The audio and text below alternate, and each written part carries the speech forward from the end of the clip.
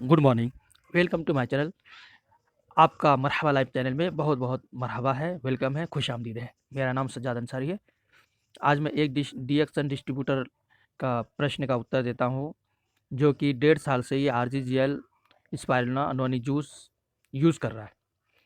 बताते हैं कि 2 महीने से बहुत खांसी और बलगम आ रहा है और सांस लेने में भी दिक्कत होती है। रात को नींद भी खुल जाती है। डॉक्टर को भी दिखाया मगर आराम नहीं मिला। एक्सरे भी कराया, उसमें भी सब नॉर्मल है। यदि आप जानकारी दें तो कृपया बताइए क्या कारण क्या है? तो देखो, कारण तो बहुत सारे हैं। मैं सब कारण अलग-अलग बताता हूँ और साथ में इसका हल भी बताता हूँ। हो सकता है अगर आप ऐसा करें तो आपको फ़र्क आ जाए। पहली कारण क्या है? जब इंसान आरजीजीएल खाता है और साथ में नोनी जूस भी, तो बहुत तेज़ी से उसकी बॉडी से टॉक्सिन निकालता है। क्योंकि नोनी जूस सेल्स को लचकदार बनाता है, यानी उसकी परत को साफ़ करता है। अ, झिल्ली के ऊपर जो हमारा सेल्स एक झिल्ली की तरह होता है, उनको नॉर्मल करता है, साफ़ करता है। और आरजीजीएल जो इसका काम है सफाई करना, ये अंदर घुसता है और फिर सफाई करता है। अब वो सारे सेल्स के अंदर से टॉक्सिन निकाल कर जब वो सफाई कर रहा है, तो क्या होगा जनाब? क्या आपको खांसी ज़रूर आएँगी। क्योंकि खांसी आने की वजह भी यही है कि आपका लंग्स में, फेफड़े में जो पहले से जो कचरा जमा हुआ था, वो सब निकाल रहा है और आपको बलगम भी बन रहा है। इसका मतलब ये है कि बलगम के रास्ते भी ये टॉक्सिन निकालता है। किसी को लैट्रिन के रास्ते, किसी को पेशाब के रास्ते, किसी को फोड़े फुंसी के रास्ते निकालता है। तो मेन कारण यही है कि आपको ये अंदर से टॉक्सिन निकाल रहा है। क्योंकि टॉक्सिन निकालने का टाइम क्या होता है? एक दिन से मतलब स्कैनिंग करता है ये पहले, एक दिन से लेके 8 हफ्ते, नहीं 30 दिन तक। किसी का एक दिन के अंदर ही खोज लेता है, दूसरे दिन से टॉक्सिन निकालना शुरू कर देता है। ठीक है? और किसी का 1 महीना लगा देता है, उसके बाद निकालता है। तो इनका यही हो रहा है कि इसने खुद बता रहे हैं कि हम इतने साल से ये सब चीज़ें ले रहे हैं और पिछले 2 महीने से उससे, क्योंकि ये 2 महीने से थोड़ा सा ज़्यादा लोगों को सुस्ती काहिली हो रही है, थोड़ी सी सर्दी की वजह से भी। तो आपको करना क्या है? पानी ज़्यादा पीना है, वो भी गुनगुना गर्म पानी। अगर हो सके तो उसमें नींबू का रस डाल दीजिएगा 1-2 बूंद गर्म पानी में। और 1 घंटा आपको पैदल ज़्यादा से ज़्यादा चलना है। इससे ये फ़ायदा होगा, आपका जो टॉक्सिन निकल रहा है उसमें निकालने में ये मदद कर रहा है और आप भी मदद करोगे इसका, तो जल्दी सफाई हो जाएगी। ये हर एक डिएक्शन का प्रोडक्ट खाने वाले, जैसे आरजीजीएल मशरूम पाउडर होता है ना, कैप्सूल पाउडर, जो भी खाएगा उनके साथ ऐसा ही होगा। तो आपको डरने की बात नहीं है, बल्कि खुशी होने की बात है। और किसी किसी का, जो मैंने टाइम बताया, ये होता है किसी किसी का 1 साल के बाद भी ये शुरू होता है। तो जैसे हम खाना पीना खाएंगे, टॉक्सिन वाली चीज़ खाएंगे, तो जब भी वो निकालना शुरू करता है, बॉडी में रहने नहीं देता। इसलिए रेगुलर खाना चाहिए आरजीजीएल, रेगुलर, ताकि आती रहे गंदगी तो जाती भी रहे, निकालती भी रहे। तो इसलिए इनको खांसी भी हो रहा है। तो खाने में कुछ परहेज़ कीजिए। और दूसरी कारण ये है कि इस नोनी जूस और हेयर ऑयल ये लगा रहे हैं, नीली टेलम हेयर ऑयल। और ये दोनों ही मैं अपने ऊपर ट्राई किया हूँ कि इसका तासीर थोड़ा सा ठंडा होता है। और सर्दी का मौसम भी आ गया है और ये ठंडी चीज़ यूज़ कर रहा है, इसलिए भी इनको थोड़ा सा खांसी और ज़ुकाम का प्रॉब्लम। तो मतलब ये है कि अब आपको नोनी जूस नहीं पीना चाहिए। ओके? और नीली टेलम हेयर ऑयल भी नहीं लगाना चाहिए, वो गर्मी में लगाने का होता है। ये अपने ऊपर ट्राई किया हुआ, मैं रिसर्च बता रहा हूँ अपने ऊपर का। हो सकता है आपके साथ भी ऐसा हो रहा हो, क्योंकि बादी मिजाज के लोग, जितने भी लोग होते हैं ज़्यादातर, उनके साथ ऐसा होता है। मगर जो जिसके बादी मिजाज नहीं होता, उसको तो बहुत सूट करता है नोनी जूस और नीली टेलम हेयर ऑयल, 12 महीने उसको सूट करता है।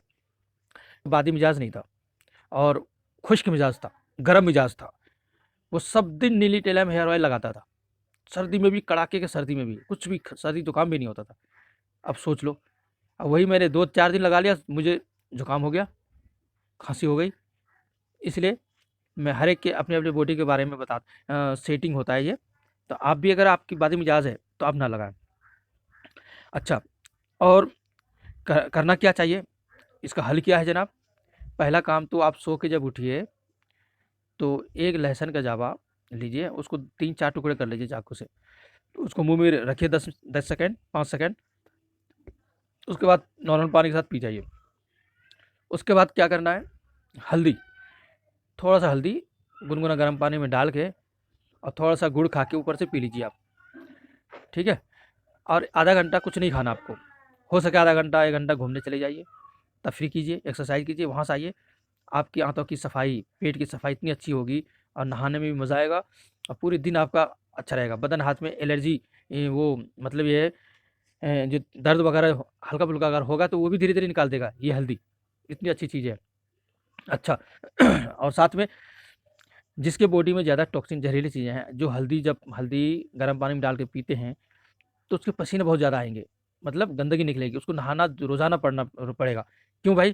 क्योंकि वो टॉक्सिन निकाल रहा है, डिटॉक्सिफ़ाई कर रहा है हल्दी, बहुत ही बेहतरीन चीज़ हल्दी है। मगर हल्दी मार्केट पाउच वाली, पुड़िया वाली नहीं, आप अपने सामने हल्दी को पिसवाइए, वो वाली हल्दी। थोड़ा-सा सब्ज़ी में डालिएगा, आधी चम्मच से आधी चम्मच तो आपकी सब्ज़ी बिल्कुल मस्त हो जाएँगी, पीला। और मार्केट वाली 1 चम्मच डाल दीजिए, चावल वाली, पिसी-पिसाई जो आते हैं, तब भी नहीं होता सही, क्योंकि उसके अंदर तो चावल होते हैं। कई सारे लोग तो उसके अंदर कलर भी डाल देते हैं, चावल वाले हल्दी में। तो आपको खुशबू से पता चल जाएगा, मात्रा से भी पता चल जाएगा इसके अंदर मिला हुआ है। तो आपको यही बताना था, ये हल है इनका। और साथ में आपको सरसों तेल सर में लगा के आपको सोना चाहिए। नारियल तेल नहीं, सरसों तेल, या फिर सरसों तेल भी कोली का होना चाहिए। ये डब्बे वाला नहीं, डब्बे वाला ज़्यादातर पका-पकाया होता है होटलों वाला तेल, और उसके अंदर ऐसी पता नहीं क्या-क्या चीज़ मिलाते हैं। नकली तेल 1 नंबर। अभी बिहार सरकार ने भी निकाला था कि 70% नकली मिलावटी है इसके अंदर। तो कोल्हू का तेल लीजिए, गाँव से मंगवाइए, पिरवा के लाइए, या जहाँ दिल्ली में कोल्हू का तेल निकालता है वहाँ से निकलता हुआ लाइए, ठीक है? वो तेल लगाइए, तो आपके बाल भी फ्रेश रहेंगे और नींद भी अच्छी आएगी, दिमाग में तरावट भी आएँगी। जिसको नींद नहीं आती है उसको सरसों तेल खूब लगाना चाहिए, और सोने के टाइम वज़ू कर लेना चाहिए। वज़ू मुसलमान भाई जैसे करते हैं वैसे ही, आपको और अच्छी नींद आएँगी, और टेंशन वगैरह नहीं लेना। और जब आप सोने लगे तो आप ईश्वर को याद करें। ईश्वर को याद करते हुए ये सोचिए, ईश्वर मुझे देख रहा है, और ये सोचिए कि मैं कितना पाप किया हूँ। ईश्वर से आप तौबा कीजिए, माफ़ी माँगिए अल्लाह ताला से, और गिनती 99, 98, 97 इस तरीके से 1 तक आइए, और पूरी बदन को ढीली छोड़ दीजिए। इंशाअल्लाह मुझे ऐसा लग रहा है कि 10 मिनट के अंदर, 5 मिनट के अंदर आपको नींद आ जाएगी, अच्छी वाली नींद। ये नींद लाने का तरीका है, आप करके देखो। मैंने बहुत तरीका इसे आज़माया है ऐसा ही। मैं कुछ पढ़ता हूँ ध्यान से और पता नहीं कब नींद आ जाती है, ठीक है?